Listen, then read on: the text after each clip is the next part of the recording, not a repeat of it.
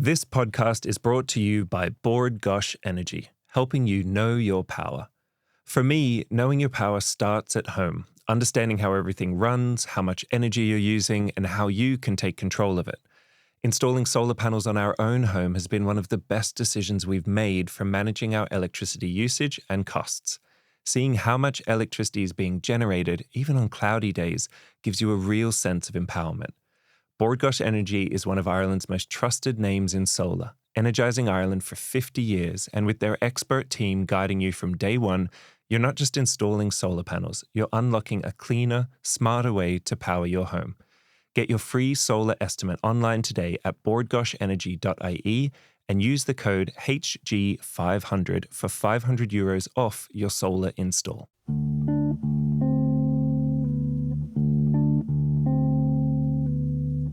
All right, here we are. Welcome to the Tools at Hand podcast.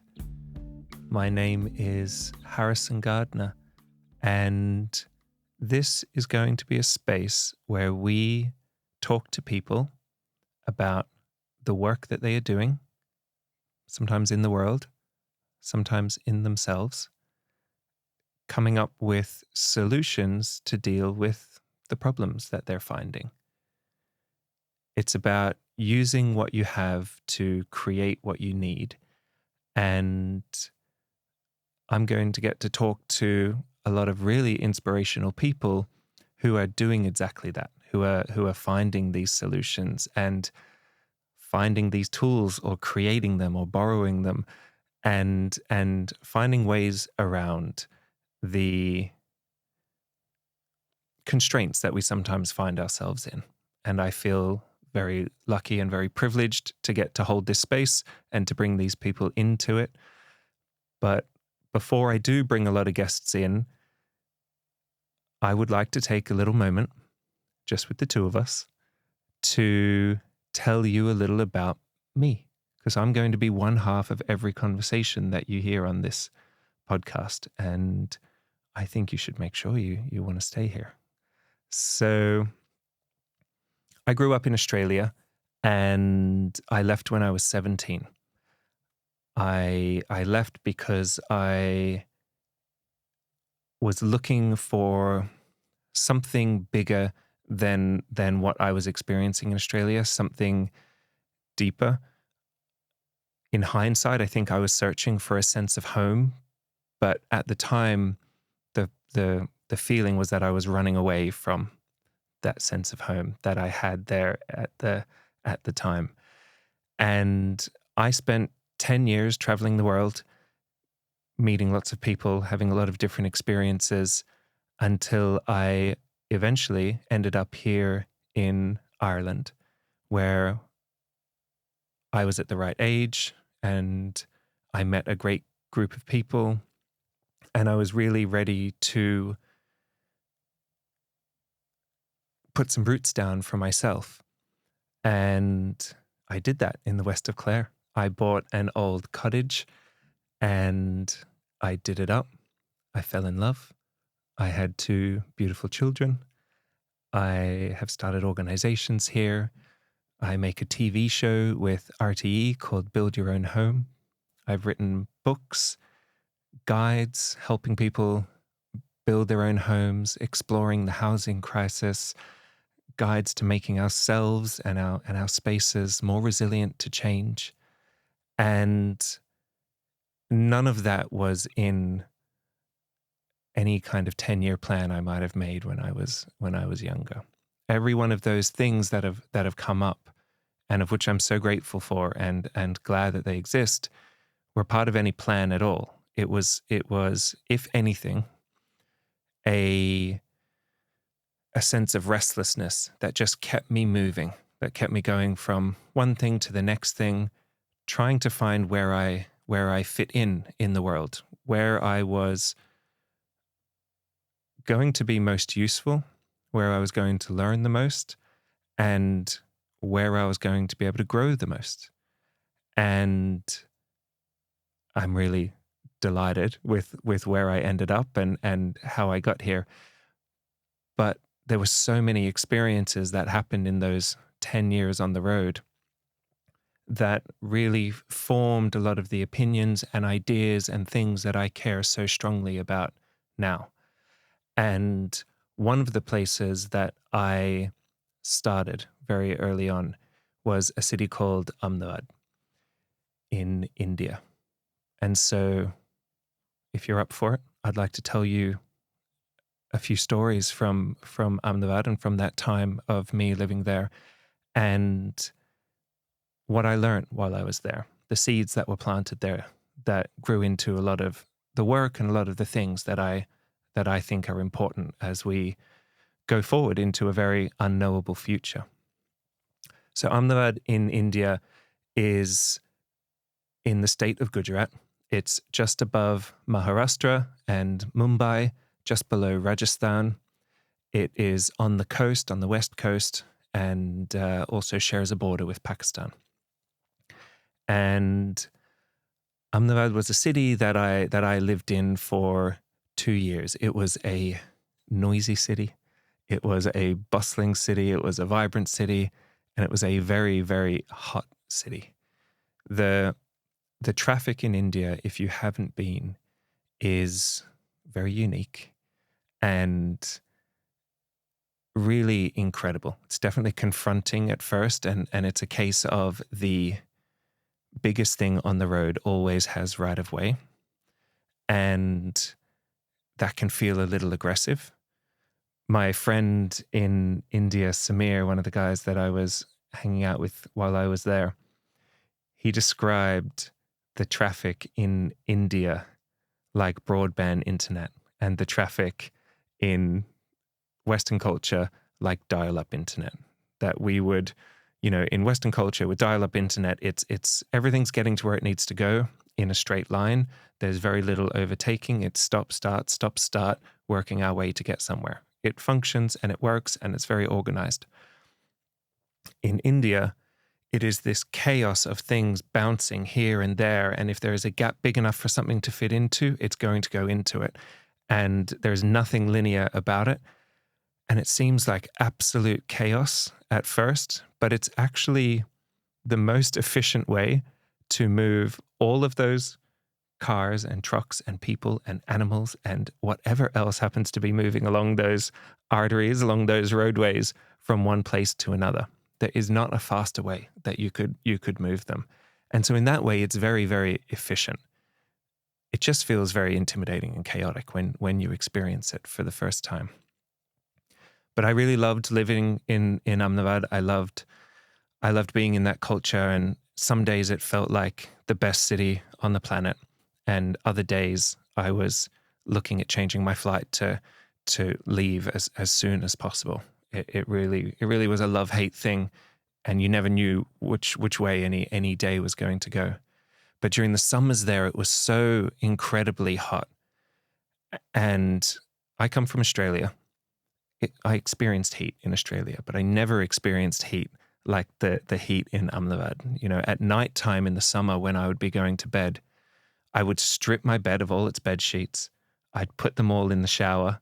I'd run water over them all, and then I would remake my bed with wet bed sheets, turn the ceiling fan on, and get in under the sheets and try and get a few hours of cool enough sleep before all that water evaporated. And I woke up in a pile of sweat again. It was just, there was so much that I was getting used to and adjusting to while I was there, from the food and the temperature, the traffic and the culture, and to the way of living there, alongside the work that I was doing. And the work that I was doing was working in an enormous slum called the Rampirno Tekro, and helping build preschools in this slum. And that work was kind of headquartered out of the Gandhi ashram. And so every day I would walk from my little apartment to the Gandhi ashram to figure out the plan for the day and what I was going to do. But this little apartment that I was living in was basically just a little concrete box on a ground floor down a laneway. And it had a little porch, if you like, that had bars and steel gates on it, and out over the over the back wall was a paper mill out the other side of the apartment. It had running water that certainly wasn't healthy to drink, but after a few months, I adjusted and I processed and I got used to the local water there. And my alarm every morning in this apartment was the sound of a bell around an ox's neck. There was this guy that would deliver milk to everyone who lived on the street. And he was in an ox and a cart. I guess he was in a cart that was being pulled by an ox. And he would come trundling down the lane. And it was one of these bells. I don't know if you've ever heard an Indian bell. It doesn't ring like a kind of high-pitched school bell. It's more clunky. It's like, imagine dropping like a very heavy steel bowl down a set of stairs. It's kind of, it's not a consistent pattern. It's kind of dinging and donging its way down the stairs. And that was this strange noise that woke me up every morning around dawn. And I would hear the bell and I'd get up and I'd know that the milk was coming. And I would go into the kitchen and I'd fill a saucepan up with a little bit of water and I would stick it on the stove to start heating up. And then I would go outside onto the porch and I'd wait for the man and the ox to pull up, and he would hand me a little plastic bag of milk and I would give him a few rupees for it, and he'd go off and go to the next house, and I'd go inside and make the first of many cups of chai for the day. And I loved that ritual. I love all rituals around delicious things like coffee and chai and tea and food. But that practice of making that traditional chai in the morning, which is half milk, half water, and then I would put cardamom and black pepper and cloves and cinnamon and black tea in, and you would cook it over the stove top, and it would boil up and bubble, and you had to kind of be there adjusting the knobs on the gas cooker, making sure it didn't boil over, but that you got it to thicken and reduce a little. And then, of course, I would put a little sugar in and make it sweet and delicious and exactly like it was meant to taste there. And then I'd take this chai out onto the porch and I would sit there in the very early part of the day before it was too hot and before the traffic was too crazy. And I would kind of just listen to the neighborhood waking up. And it was my favorite time of the day. And I would sit there and I'd drink my chai. And then some mornings, very unpredictably,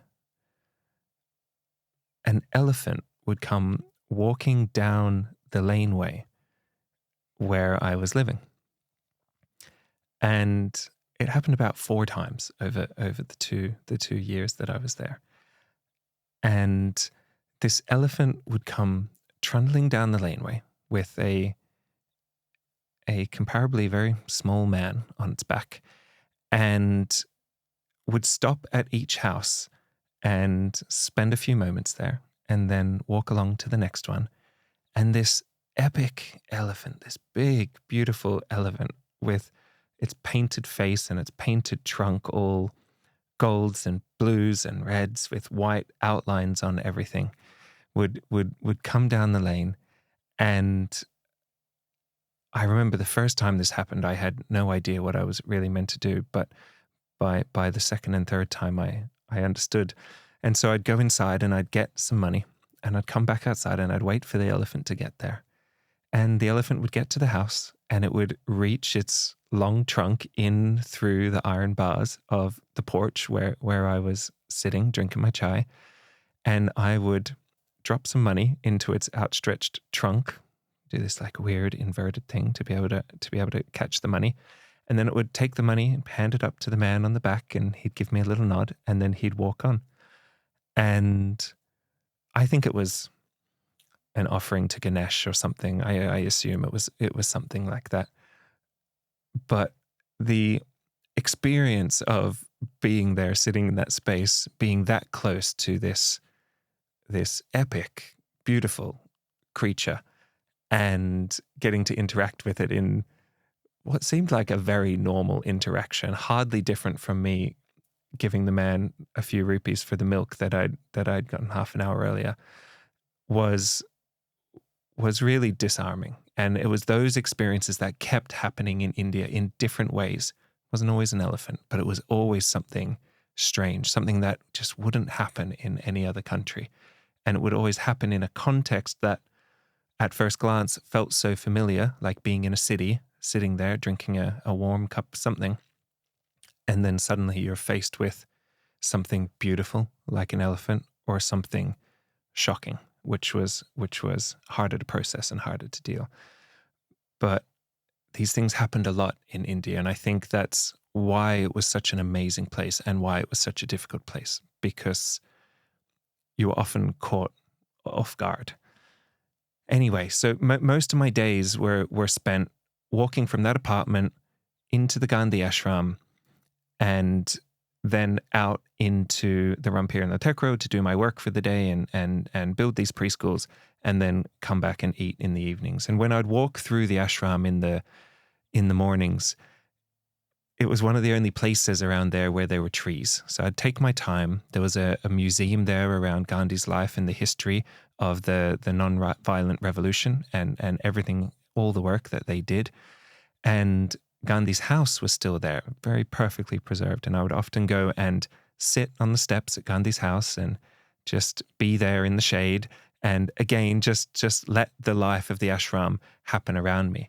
And this ashram was built at a time when Gandhi was trying to figure out how he was going to oppose the English occupation of India. And it was always a working ashram. It wasn't what some people go to as an ashram now, where you go to do yoga and you go to meditate and you go to kind of find inner peace, which is totally fine. But that's not what this ashram was. This was a working ashram. This was, if you were part of this community, if you lived on the grounds there, you worked, you contributed, you cooked food, you grew food, you made clothing, you spun cotton, you fixed buildings, you built new buildings, you went out and you worked in the community, you contributed to the efforts that were happening there. It was this kind of place. And it still had that feeling about it when I was there. And the nonprofit organization that I was working with was operating out of a building in the ashram there. And so I'd go there, figure out my plan for the day, where I was working, who I was working with, and what we were trying to get done. I'd go out into the slum for the day. I'd eat lunch out there, and then I'd come back in the evenings, and I'd always go to the same tiny little restaurant that was on the ashram grounds there, but it was really just an auntie. It was a woman named Chanchulben, or Masi, as we'd call her in India. And there were 3 seats for people to eat their dinner there. And I always had one of those seats. And after a few months of me coming to dinner there every single night and getting my simple Gujarati food, she started pulling me up and getting me to help her. If there were ever more people showing up than she had seats for and she needed to kind of get things moving faster, she'd get me up and have me rolling out rotis for her, or doing curry with her, or cooking rice with her, whatever it was. And that became a regular part of my process there too. And I was learning to cook traditional, authentic Gujarati food, and she would be there correcting my spice quantities and telling me that I'm doing it wrong, and always telling me I'm never putting enough chili in. It needs to be very spicy. It needs to be painfully spicy for everyone to enjoy it. And it was the strangest feeling being there, being in this context, in this culture that was so far from where I grew up, but that felt more at home than I'd ever felt anywhere else in my life. Having this auntie telling me how to cook food to serve people that, for the most part, I could hardly communicate with. My Gujarati was so poor, and everyone's English was better than my Gujarati, so we always defaulted to speaking in English. And it was an amazing experience, and it was a really formative and transformative experience. And again, I didn't go to India because I had this huge love of India or had any connection to India or really wanted to necessarily experience Indian culture. I went to India because a year earlier, I had gone to Kenya right after finishing high school, the day after my exams. I skipped graduation. I skipped all those extra pieces, and I got on a plane and I went to Kenya. And I spent a year in Kenya. And when I left Kenya and came back to Australia, I experienced what we called reverse culture shock.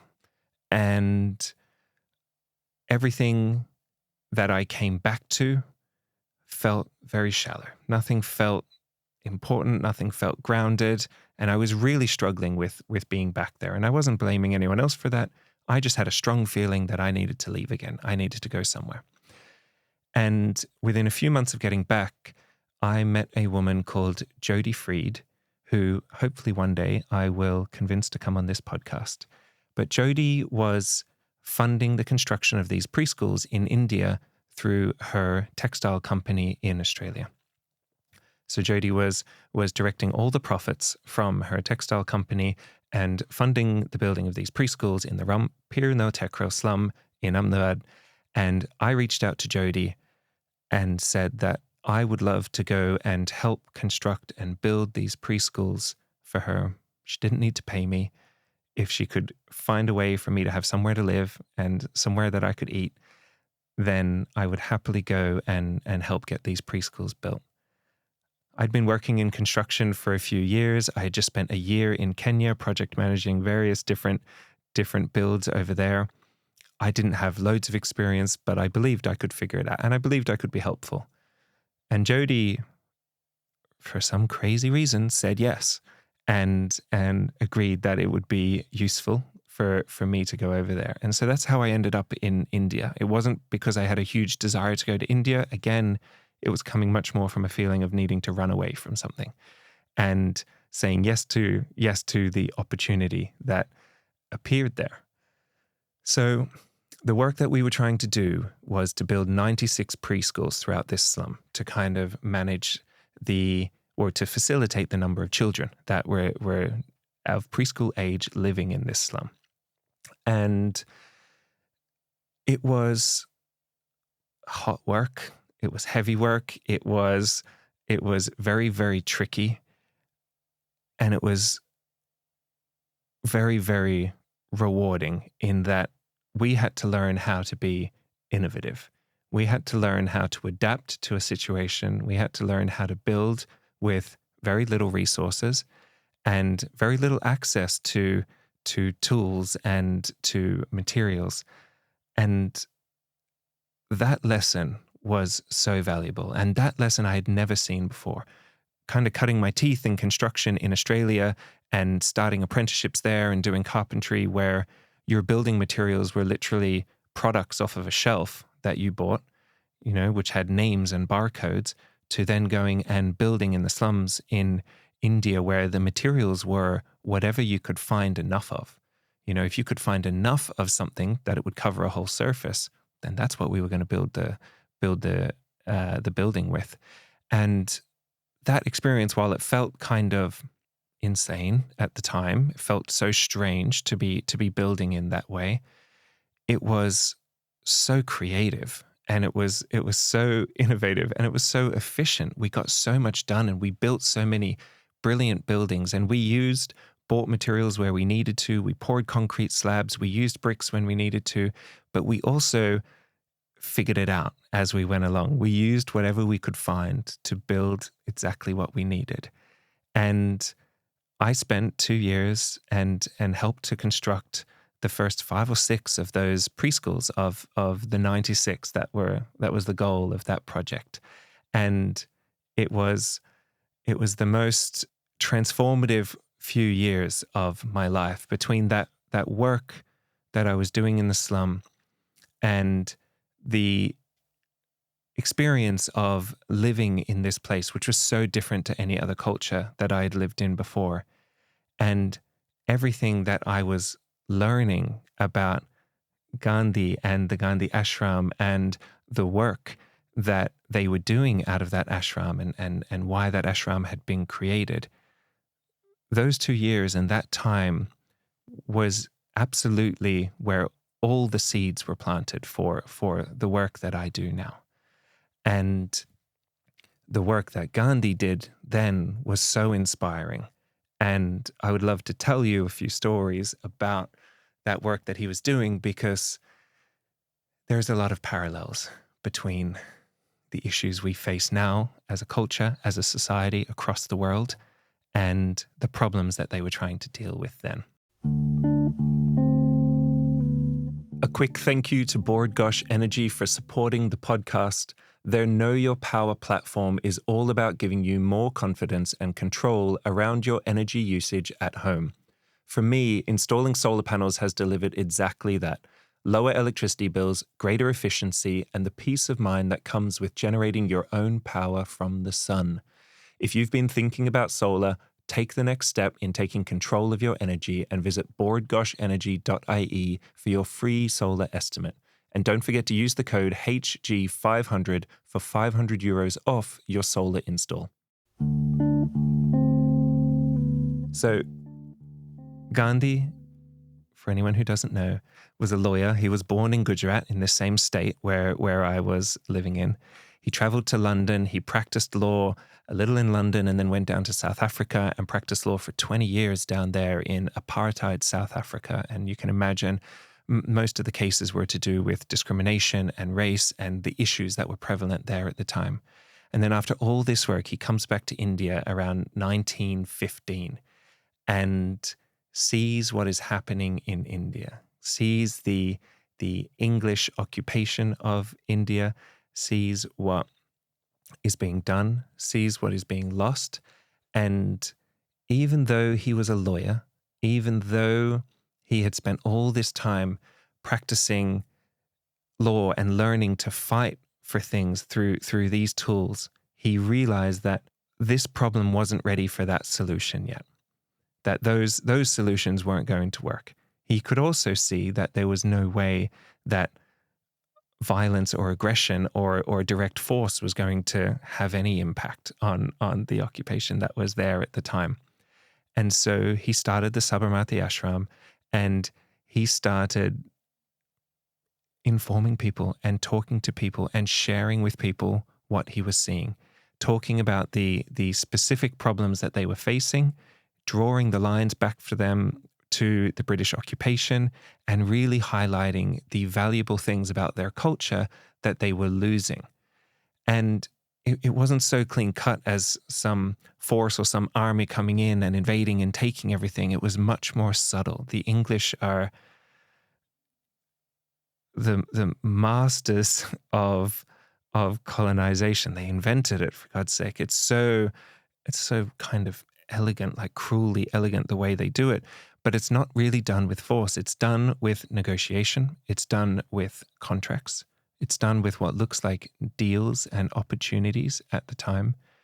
And it's done by slowly erasing the culture that they were there and that they were a part of. And I know I don't need to tell people in Ireland how good the English were at occupying spaces, but it's important to remember how slowly this happened and carefully this happened. And so one of the ways that Gandhi was highlighting to people in the very early days, one of the first things that he was highlighting was that the English had taken over the cotton industry. And the cotton industry at the time in India was one of the biggest and most successful in the world. They were shipping product all over the world. They had kind of control of the supply, and they had buyers all over the world.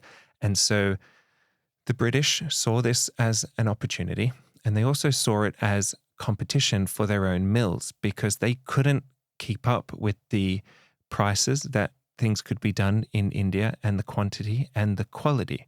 See, in England, in Manchester, they had these factories with machines that they were milling textiles with. And in India, everything was being spun and woven by hand, and these beautiful fabrics were coming out of India.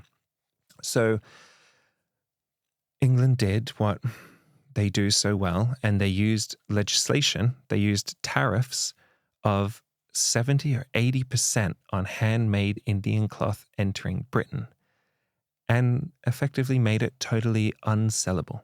Nobody could afford to buy this product from India anymore because of these tariffs that had been imposed on it.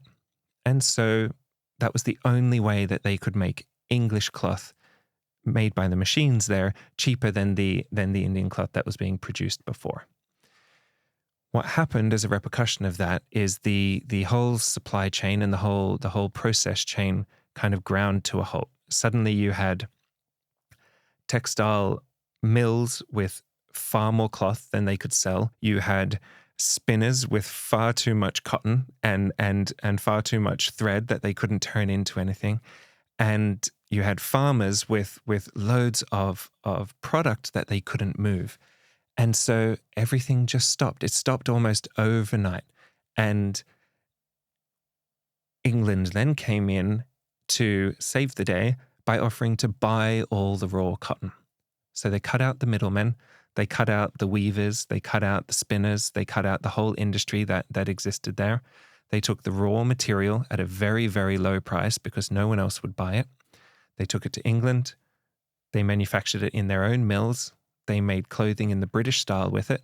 And then they brought that clothing back to India and sold that clothing to the Indians there.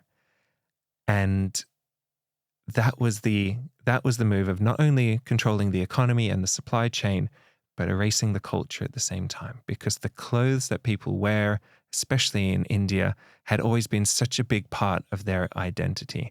The kurtas and the saris and the colors and all of these things. This is what was part of celebrating being Indian. And that was starting to get erased. And so that's what Gandhi was seeing, and that's what he wanted people to know about. And so what he did was he started making these pamphlets, these zines before they were zines, and he would put all this information in there. He would put all the writing in there. He would write the pamphlets in Gujarati, the local language, not in the colonizers' English.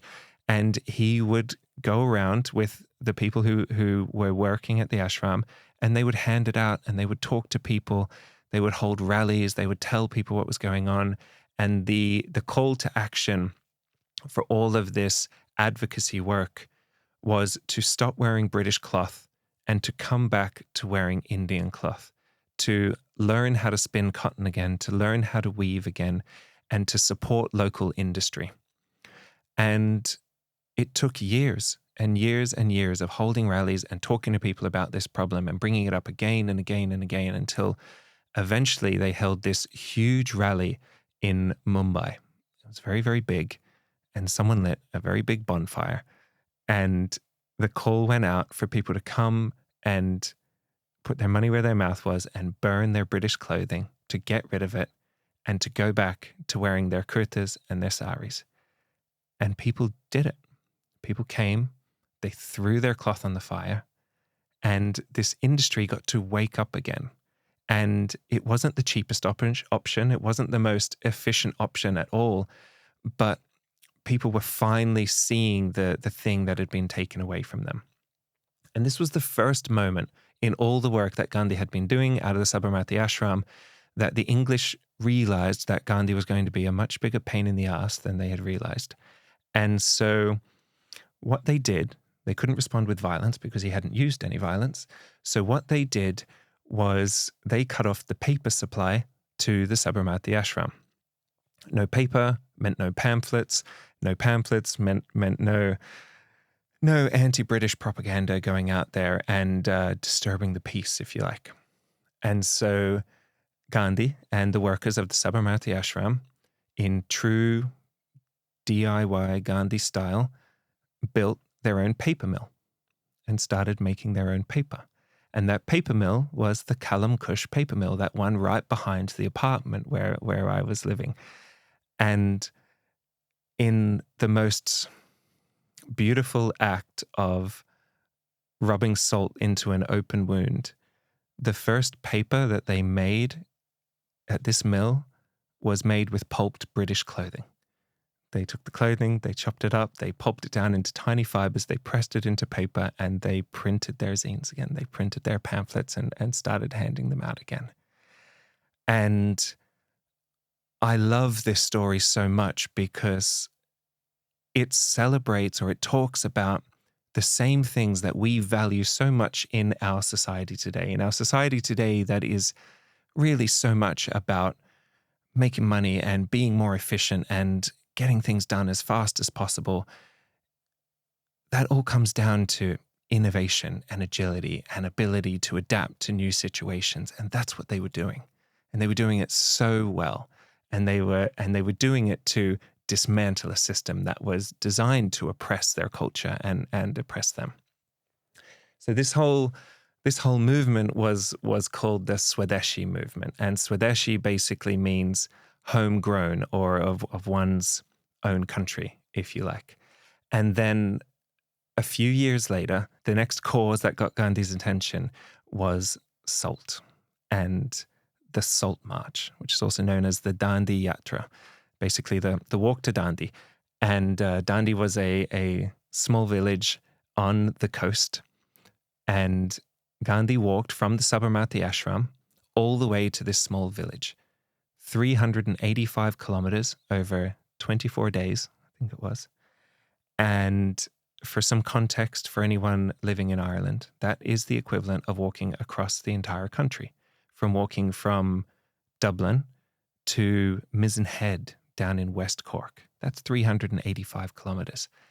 And over these 24 days, every evening, Gandhi would stop in a village and he would talk to the people that lived there. He would tell them what he was seeing, the problem that he was seeing, which was that the British had imposed a salt tax on Indians buying Indian salt.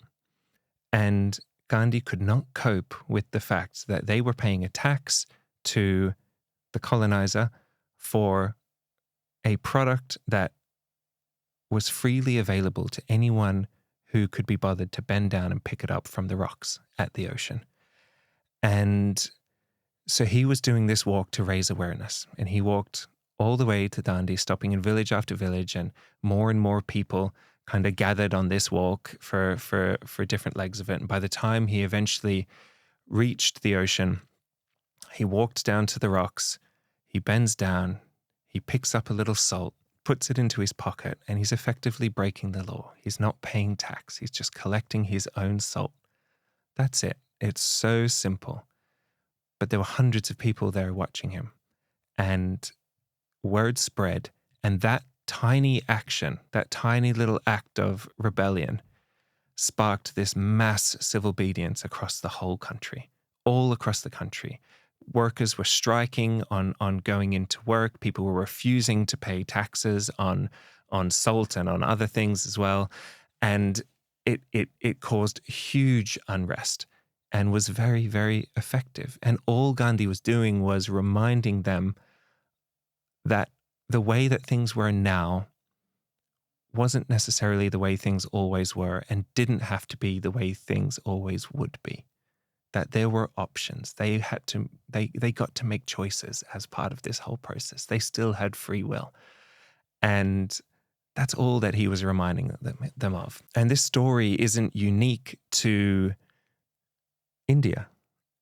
It's something Ireland knows this story too. You know, in like around the year 1700, the English Parliament introduced this thing called the Woolen Act. And it was basically the exact same thing, right? Ireland had this thriving wool industry. There were sheep being farmed here. There was wool being processed here. It would be carded. It would be scoured. In the other order, sorry, it would be scoured. It would be carded. And then it would be spun and then woven into blankets and coats and clothing and everything. And it was also a huge export for Ireland. It was getting sent to England and to other countries and getting sent around the world. And the English cloth merchants petitioned to have it stopped. And so in comes the Woolen Act, which essentially prevented wool being sold anywhere except a few handfuls of ports And then they again went and put tariffs and duties on those few places where it could get sold, so much so that the entire industry collapsed. Farmers had fleeces they couldn't sell, weavers had no work all of a suddenly, and everyone had to find something else to do. And again, in this same technique, the English encouraged the linen trade, which would feed their mills. So they encouraged everyone to start growing flax, and that they would buy the flax. They weren't going to pay very much for it, but people could start growing flax instead of processing sheep's wool, and it would no longer be in competition with the woolen trade in England. And it's the exact same thing, right? Different country, different century, but the exact same playbook. And I mean, even if we look at the world right now, right, the tariffs coming out of the United States right now are using the exact same logic, but they're inverting it, right? But it's placing the same value on what this means. What we've got is an empire suppressing others. That's what England was doing with India and with Ireland, versus a nation trying to claw back its manufacturing capacity. That's what the United States is trying to do now. After years of globalization and free trade across the world, it's realized that there is huge value and huge resilience in a country producing things for itself. And whether that's going to work for America or not is a conversation for someone much smarter than me. But the tool is recognizable, right? And the value of this thing should never be minimized, and we should never be convinced that making something, producing something, is not important, because it is. It's highly important. That's why these tariffs get used across the world over centuries. It's the exact same tool. So back to India. There's one more story I want to tell you about the nonviolent revolution, if you like, that was happening there at the time. And that's this idea of Gram Swaraj. And Gram Swaraj means self-reliance. It's self-reliance in food, in clothing, in sanitation, in education, in anything that you could. And this was a concept that Gandhi wrote about a long time before it ever got put into practice. And the putting it into practice didn't happen until after India's independence, actually. And it was when India was trying to find its feet again and figure out who it was as a country and what its identity was, that this other very cool dude called Vinoba Bhave took this idea of Gram Swaraj and started walking it out across the country. And so what Bhave did was he would walk from village to village. And yes, a lot of these movements happen by walking from place to place. Walking places gets people's attention, right? There were trains, there were other ways of getting places, but walking places gets people's attention. And what Bhave would do in newly independent India would be to go and meet these wealthy landowners who had usually acquired this land by some means that was not totally fair or to be expected. They'd been given it, they were charged with looking after it, they were traded it by someone who had no right to be trading it. Either way, they ended up with this resource.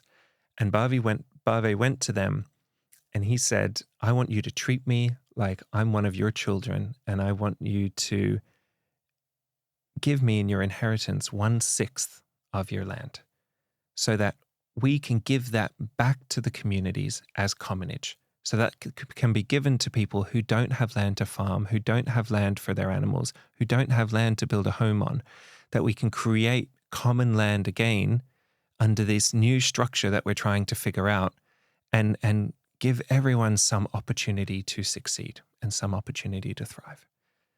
And that sounds like a crazy idea, right? Someone is walking from village to village, asking people to give them 1/6 of their land. But it worked. Over 20 years, more than 4 million acres were given back to commonage and back to the communities. And what's amazing about this was that this was the first time in history that these tools, the tools of the colonizers, if you like, the the contracts, the deeds, the laws, that these things were being used to dismantle a little bit of that privatization and capitalism, and to bring these things back into commonage or to common land formally was an amazing, very new thing. To use these contracts and deeds to bring them back into something that could be for the community benefit was really unique. And this idea traveled across to America, to this community organizer called Bob Hope, who was working in New Orleans and was working with Black farmers and Black families who had basically had all of their rights to land and housing security and job security taken away from them.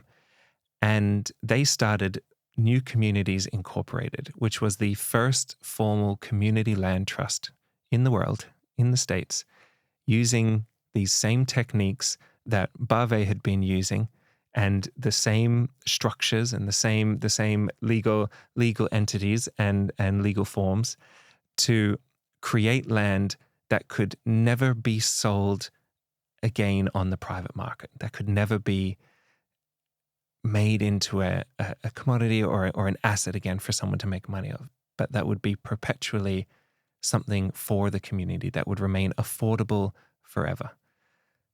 And it's incredible to me how this concept could travel from an idea that Gandhi had to an idea that Bave implemented to an idea that crossed an ocean and supported a community that was just trying to find the right tool to fix the problem that they were facing. And they found it in somewhere completely unexpected, and they found it and it worked. And I know that story can feel very far away. It was 100 years ago. It was on another continent. It was under another empire. But the mechanism hasn't really changed, right? The strategy of making people dependent, of taking something basic, something that belongs to everyone, and turning it into a product, that didn't end with the British Empire. We just got used to it. Got a little bit more suave, more legal, a little better dressed maybe, but it's still there. It's still the same thing we're dealing with all the time. And when it comes to housing, which is something I care very much about, the way that it came about was really snuck into existence. No one knew it was happening at the time. So in 1960 in the United States, there was this piece of legislation called the Cigar Excise Tax Extension Act. Really intentionally boring name. And it was a bill that was designed to keep cigars taxed at 8.5 cents a piece or something. It was totally non-controversial. No one cared about it. No one was going to contest it. But inside that bill, attached to something that was sure to pass, this cigar tax, was the introduction of REITs, real estate investment trusts. And if we were going to point to anything that was where the housing crisis that we are experiencing now started, it's there. It's the REITs. And it's this introduction of something that seemed really democratic at first and really opening, right? The pitch was basically that ordinary people could now invest in large-scale real estate. You could pull your money together, you could buy shares, you could benefit from the returns, kind of like a mutual fund, but for property. And anyone could do it, which was great for the short-term benefit of anyone who felt excited to do that. But what it actually did, what the repercussion was that it turned housing, the thing that we need to stay alive, into a financial instrument. And within a generation, investment funds start buying whole apartment blocks. They're able to convert family homes into rentals, and the job is to extract as much rent as you possibly can, as much that anyone could possibly afford. And what happened was that homes were no longer primarily places to live. They were now assets. They were yield generating, tradable, optimizable assets. And in many ways, that market was just working exactly the way as it was designed to. But what it had been designed to do was to commodify one of our basic human needs, something that we actually need to survive as humans. We just turned it into a product. And I guess what's scary about that is that that decision to turn one of our basic human needs into a product didn't come from any big debate about housing or from any decision about how society should be organized and structured, but from a bill that everyone thought was about cigars. Back in 2021, I co-founded an organization called Common Knowledge in Clare, and we do many things at Common Knowledge, but one of the things we do is share practical skills with anyone who wants to learn them. We teach people how to build their own houses, how to weld, how to make furniture, how to build their own kitchens, how to lay blocks, anything that people, any practical skill that people are looking to learn, we will try and create a course that allows them to do that. And people come from all over Ireland to take these courses, to learn these skills that for whatever reason they haven't had access to in their life. But there is this commonality amongst the people that come there, and it's there's no singular demographic. We have 18-year-old people coming and we have 80-year-old people coming. We have equal men and women and non-binary people attending courses and learning these skills because they are universal, right? Everybody needs to know how to do things for themselves. And the pattern that comes across in talking to the people that come on these courses and come to learn these skills is that they're all looking for agency. They're all looking for some way to take back some control of their situation because they are starting to feel helpless. They are starting to feel like nothing is within their control anymore. And that's a really terrible feeling. And so people come and they learn how to use a drill, how to use a hammer, how to build a block wall, how to put a window in something, maybe how to build their own house. And it is the gateway drug to remembering that we are able to learn new things. We are able to have some control over our situation if we are willing to take the risks involved in doing that. If we are willing to make some mistakes along the way. If we are willing to make a piece of furniture that isn't perfect the first time or the second time, but might be the third time.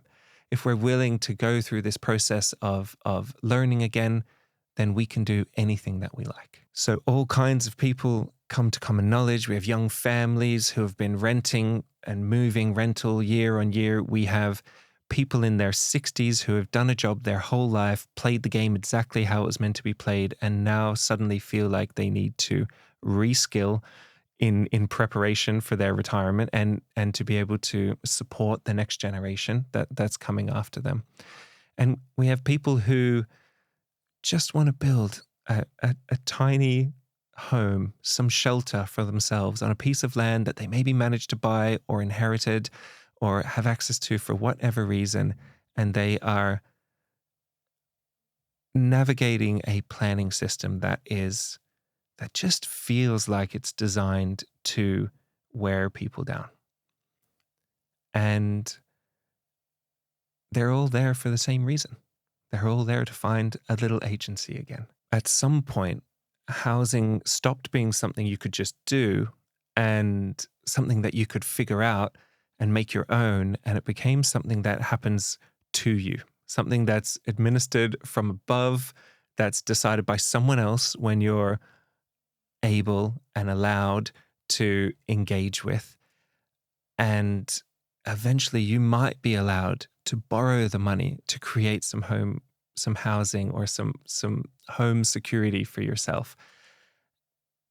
In other words, housing became that salt that Gandhi picked up off the rocks that we are all paying tax on. And it happened very slowly. And it happened totally legally. And that's why we didn't really notice it happening. That's why the housing crisis is catching so many people by surprise. And I really don't think this is news to anyone in Ireland, especially. I remember when I first landed here in Ireland about 10 years ago, the idea of water charges had just been announced, and it was amazing for me as someone just landing in the country and knowing very little about the history or the backstory about it, but to see the public reaction to the idea that they were going to be charged for water. They were going to be charged for something that had always been considered a given in a country that rains as much as Ireland. Surely the water is just part of the deal for living here. And it was not something that people were comfortable with the idea that they were going to start getting charged for. And so they responded, right? They went out in the streets. There were mass protests. There were people marching. There was civil disobedience. There were people refusing to register. And after years of sustained pushback, the domestic water charges got dropped. They never got implemented because people recognized instinctively what was happening. And not because they had all studied about REITs or commodification or anything like that, but because they felt it. They felt that there's something in us that knows at a very gut level when something that belongs to all of us is suddenly being put behind a paywall. Imagine if someone decided, if it was announced, that we were going to start getting charged for the air that we breathe, right? It was going to be metered. There was going to be some infrastructure costs, whatever. People would be outraged, right? People would be so angry. They would refuse. They would be rioting because air isn't a product. It's not something that you pay for. It's something that we all have access to because we're all humans living on this ball and we need it to survive. We all need it equally, just like we all need food and we all need water and we all need housing, right? They are the things that actually unite and bind all of us together, that make us all equal. And when they get commodified, they become the thing that separates us. They become the thing that some people have and some people don't. And that can be very really life-threatening for people, which is a really scary idea for someone who doesn't have access to those things. And we don't really feel that outrage around housing anymore, that same kind of outrage that we might feel about air or that we saw with the water, because it happened so slowly over such a long time. It happened really quietly. It was tucked inside some bill about cigars, and it was normalized across generations until it just became the way that things are. And here we are, like a frog being very slowly brought to the boil in a pot of water, not even realizing how hard it's getting to be in there. But it wasn't always the way that things are, and it doesn't have to keep going in that same direction. In Ireland right now, the rates of homelessness have almost tripled over the past 10 years. Tripled. And that number only counts the people that we can see, the people who are in shelters, in registered services, or are sleeping rough. It does not count the people who are sleeping on friends' couches, who are sleeping in their car, who's living in a box room without any windows or in some kind of converted storage space. It doesn't count families who are doubled up with relatives or adults who can't leave their childhood bedrooms. The housing crisis is so much bigger than the numbers that we are seeing, and the numbers are already insane. It's already insane. And it's not even covering really what's going on and the real situation that we're in right now. 9 years ago, when I first moved out to the west of Ireland, and I was lucky enough to buy this little cottage on a few acres of land. It was in a really bad condition. It had damp walls, it had mold on the floors, it had an asbestos roof, and I had all these great ambitions and dreams of what it was going to look like when it was done. But before I could start that building process, I had to do a lot of unbuilding of all of the failed fixes that had been implemented along the way, all of the failed attempts to make that home better, the cement render that had been stuck on the walls, the plastic that was lining the walls on the inside, the plastic floor that had been installed. I had to start pulling the house apart and uncovering and addressing all of these mistakes. And there's no way that I could have built the house that we live in now unless I had done that work first. You can't just keep layering on new solutions on top of previous failed solutions.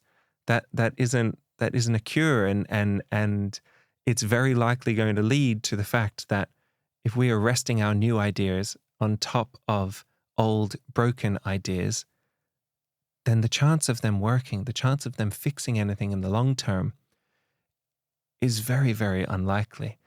And so once I had stripped everything back, once I'd cleaned all the mold out and pulled all those wet materials out and got it back to the original 200-year-old hand-stacked, still solid, still standing stone walls, then I could start again.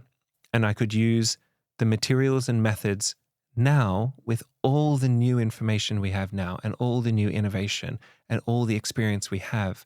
I can use the materials now that I know are going to work with that cottage and with those materials.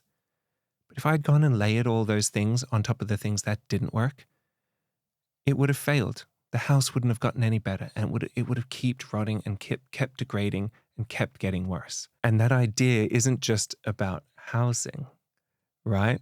Sometimes in order to fix something properly, we have to go backwards. We have to remove the things that caused those problems in the first place, because until those things are gone, anything new that we build on top of them is just going to fail in the same way.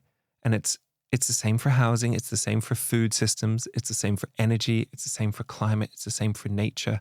It's the same for the way we organize ourselves as communities and even how we organize the economy, right? The path forward is not always going to be some brand new idea layered on top. Sometimes it's going to be breaking down the old thing first, smashing it to pieces, showing that it didn't work, going back to the stone and finding the thing that was solid underneath it all. The idea at the very beginning, which in the case of the house that I live in now with my family, was shelter. Let's use these stones and this clay from the field to create shelter for ourselves. That idea is solid, and that idea is worth building up onto. And there's been lots of things between that original idea and now that were best attempts, but in hindsight, we need to acknowledge that they were wrong and we need to remove them. And doing that across the board, across all these different problems that we are facing in society right now, might start to feel a little uncomfortable for some people. It might feel threatening to people who have built their lives and their livelihoods around the current systems. But this is about long-term thinking. This is about multi-generational thinking, not what works just for us right now, but what's going to work for us and also create a world where the next generation, our children and their children and whoever else can live in and keep living in and keep thriving in and surviving in. And that's a much harder conversation to have than most people are used to having. But they're the conversations that I want to have. And they're the conversations that I want to be having on this podcast. And they're the kind of people that I want to be bringing in. I want to find people who are done waiting. They're done waiting for someone else to come and solve the problem. They're done waiting for the next technology to deal with this thing. And they are finding the solutions themselves. They're borrowing them. They're stealing them. They're bringing them from other industries. They're going across the world to find new ideas. Or sometimes they're finding them right here at home, right, in something that's already happening here. And they are implementing them themselves. And they are correcting these trajectories that we've been on for so long. It's not about what's wrong. It's about what's possible. And it's not about who's to blame. It's about what's being built. about the people who are coming up with these solutions, the ones that I think we should all know about. And the question that's going to run underneath every single conversation that we have, no matter who I'm talking to or what it is that they've made or solved or done, is what did you have to learn to build this? Because we are going to have to learn new things. We're going to have to evolve and change and be open to new ideas and be open to starting things before we have the perfect solution and knowing that we're going to figure it out along the way. And I hope you're going to stick around to meet these people. I think that's enough. I think that's the first episode of this podcast that I'm starting to create, the tools at hand. And I hope it's enough to convince you to keep coming back and to listen to these conversations that I'm going to be having, because that's really what it's all about. It's not just about me getting on here and ranting about the things that I think are important. So I hope to see you next week for another one. I would really appreciate if, as you listen to these episodes, if you enjoy them, if they spark some inspiration for you, if they make you feel anything at all, that you can rate and review and like it and do all the things that help me be able to keep making more of these episodes. The producer on this show is Aidan Power. The engineer is Tom McAuliffe. The music is by Evelyn Francis. My name is Harrison Gardner. And until next time, take care of yourself and be kind to each other.